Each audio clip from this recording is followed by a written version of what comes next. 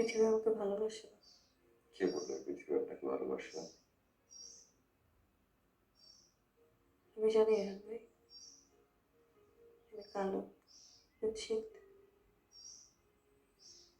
মাঝে মাঝে মনে হয় আল্লাহ আমাকে ভালোবাসে না।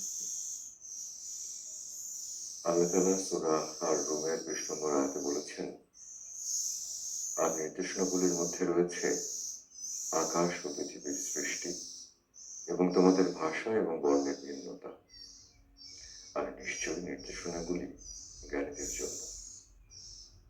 নবী করিম সাল্লাল্লাহু আলাইহি ওয়াসাল্লাম বলেছেন, আল্লাহ তাআলা আদমকে সৃষ্টি করেছেন এক মুঠো মাটি দিয়ে, আর সেই মাটি তিনি নিয়েছেন জমিনের সমস্ত জায়গা থেকে।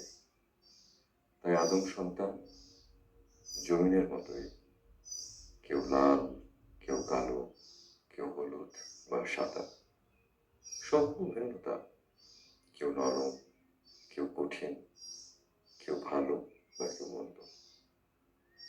তাই যারা জ্ঞানী তারা কখনো কারো গায়ের রং নিয়ে কাউকে ছোট করে না।